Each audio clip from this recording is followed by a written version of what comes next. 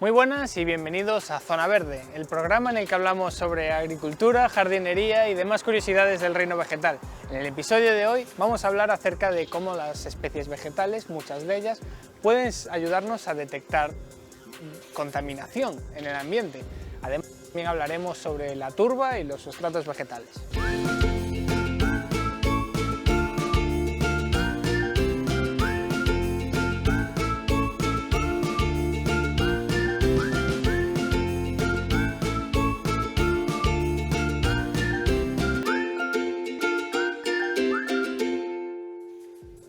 Todos sabemos que las especies vegetales ayudan a combatir la contaminación.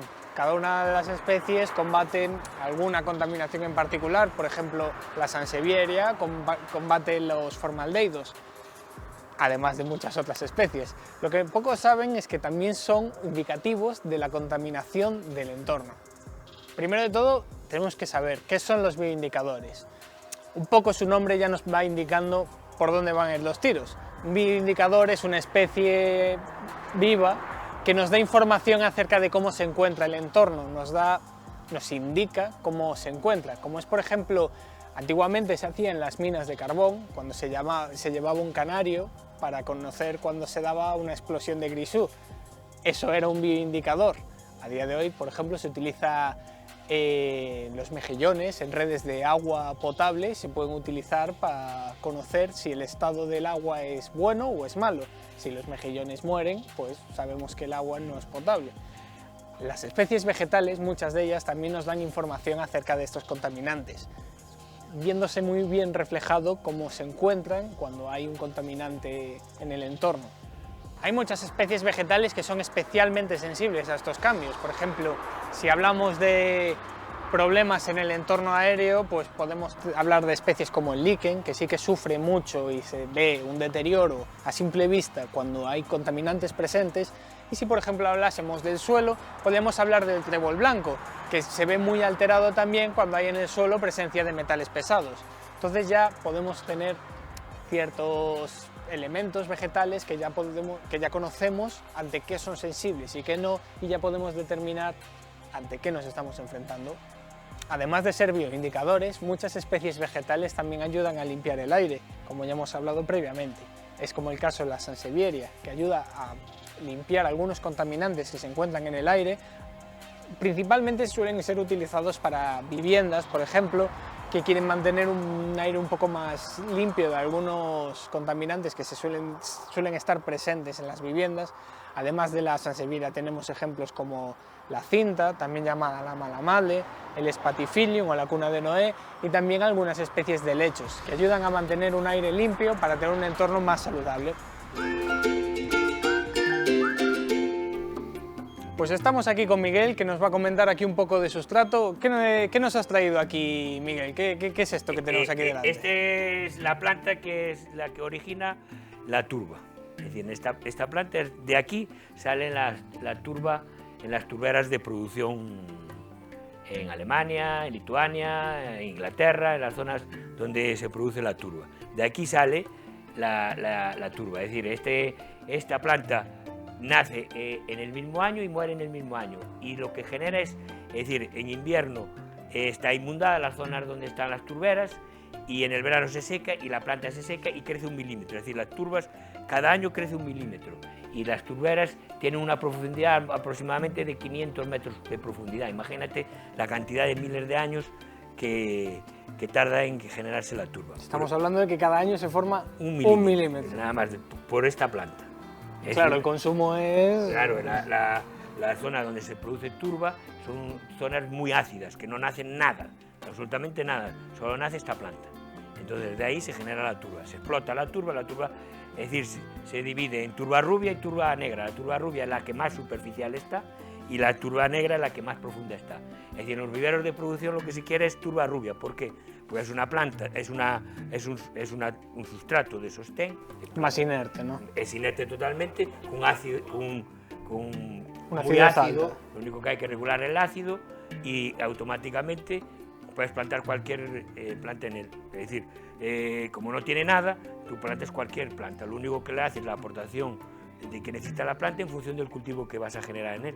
Claro, es algo como un lienzo en blanco, en cuanto le bajas el pH ya lo puedes poner lo que tú quieras. Lo que quieras. Por eso los viveros de producción de planta quieren la turba rubia, porque pueden plantar no toda la planta en el mismo sustrato y solo que tienen que hacer aportación en abonos químicos, vía riego o vía sólido, dependiendo del cultivo, ¿no? Un rodendro necesita pues, más hierro, una camela necesita más hierro, bajar un poco más el pH subir un poco más el pH para que sea más ácido, bueno, todo el rollo. Yo explayo toda la turba rubia en una misma mesa y digo, pues de aquí a aquí vamos a plantar una hortensia, pues le vamos a subir tanto, le vamos a aplicar tal abono, nutriente y así por secciones, claro, y ya tienes mucho más sencillo. Entonces, la turba negra la consumen porque no hay tanta cantidad de turba rubia para suministrar a todos los viveros de producción. A 1 milímetro por año. Claro, entonces acabaríamos con toda la turba de todas las turberas del mundo.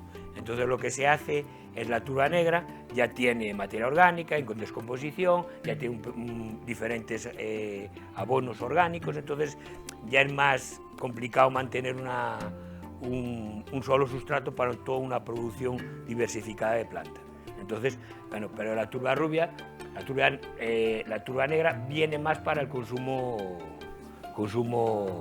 tradicional, consumo local, es decir, de centros de jardinería, de todo, tiendas agrícolas y todo, es lo que más se utiliza en la turba negra. Y la turba rubia solo queda específicamente para viveros de producción, es un poco más cara, pero es lo que se sostiene. Entonces, la turba, que es la base de los sustratos, se suele utilizar para hacer otros sustratos, la rubia, entiendo, ¿no? La turba y la rubia, la negra también. Y la negra es la que más se consume para hacer sustratos. Los sustratos van en función de lo específico. Hay el sustrato universal, que es un tanto por ciento de turba negra, un tanto por ciento de turba negra, un tanto por ciento de turba rubia, compo, que es materia orgánica en descomposición ya compostada, y después lleva abonos, dependiendo, lleva abonos de liberación lenta, de 3 meses y tal, dependiendo de la turba, depende del sustrato que venda, según la calidad del sustrato, va en función de los elementos que tenga ese sustrato. Y después el volumen, los sustratos se venden por litros. Tú puedes agarrar ahora un saco de un sustrato que te venden por 80 litros, lo pones de pie y se queda casi una cuarta es aire. Tú estás comprando no 80 litros, estás comprando una parte en aire y otra parte en... Por eso hay que mirar bien. Cuando tú compras un sustrato que te parece caro, pero si tú agarras el sustrato y es el saco y es un ladrillo, se mantiene de pie. Entonces, es decir, es un ladrillo, ¿qué significa? Tú estás comprando los 80 litros o los 70 litros y encima cuando tú lo abres y lo deshaces, aumenta su volumen. Entonces, está muy prensado ya. Claro, el rendimiento es mayor y después la calidad del producto que tengas dentro.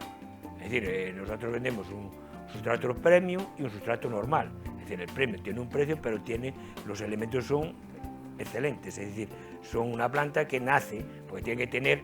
Es decir, no es plantar una planta en un tiesto y en cualquier sustrato vive, no. Es decir, una planta tiene que estar... Es decir, cuando plantas en un tiesto o lo plantas en una jardinera y tal, tiene que tener los elementos para que pueda desarrollarse normalmente y bien, que se mantenga un largo tiempo en el tiesto. Si es un sustrato malo, va a durar lo que va a durar. Claro. Necesita la disponibilidad de los nutrientes, el drenaje adecuado.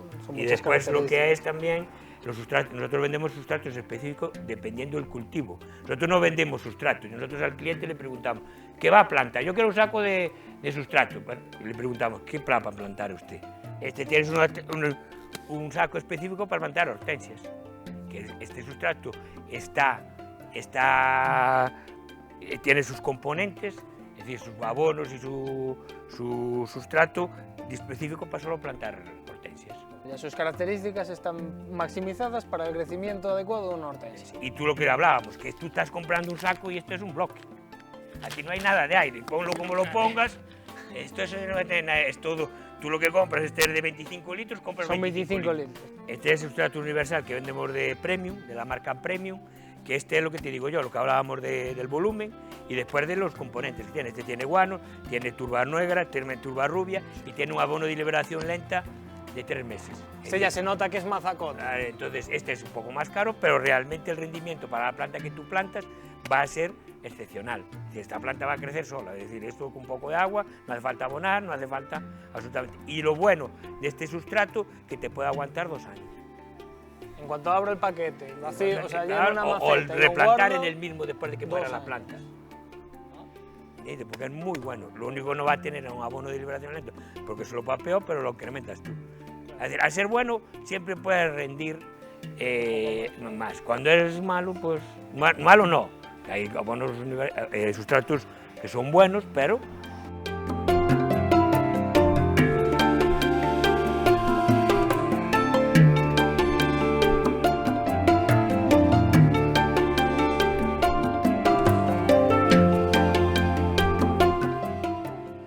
al cliente le preguntamos, ¿qué planta va usted a plantar? ¿En qué tiesto, en qué maceta? Entonces nos dice, pues vamos a plantar cítrico. Pues nosotros tenemos sustratos específicos para cítricos, es decir, son sustratos que están compuestos para la plantación de cítricos. Después, ¿qué plantar rosales? Pues tenemos sustratos específicos para plantar rosales. Y después lo que hablábamos del balcón, sustrato específico para planta en flor en balcón. Es decir, plantas como sulfinias, como geranios, como más de planta de temporada. Ya viene con abono de 3 meses y específico para esa plantación. Ya te pone aquí 6 meses. Pero bueno, 3 meses le llega porque el verano va a apretar el culo. Y después tenemos más específico que tenemos de rododendros, después tenemos sustratos para plantar césped, que eso viene con arena de sílice mezclado, un tanto por ciento, y con compo y con turba negra siempre, turba negra.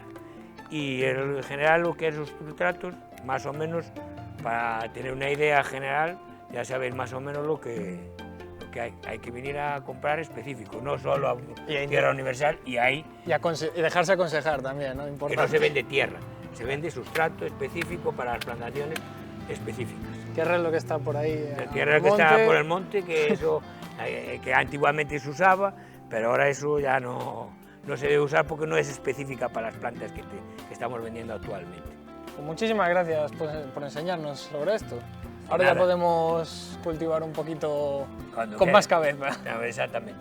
Que la base no es la planta, la base es lo que los la cimientos, plantamos. son los cimientos donde lo del plantamos. edificio. Sí, el resultado va a ser bueno o malo en función de donde plantemos la planta. Pues muchísimas gracias. Nada, cuidarse. Pues ahora ya sabemos un poco más acerca de cómo las plantas, que siempre nos ayudan a todo, también nos ayudan a detectar los contaminantes que se encuentran presentes tanto en suelo como en agua o como en el aire. Además de ello, también conocemos los diferentes sustratos que podemos aplicar a nuestros cultivos o simplemente a nuestras macetas de jardinería. Así que nos vemos en la próxima semana para conocer más acerca del mundo vegetal en Zona Verde.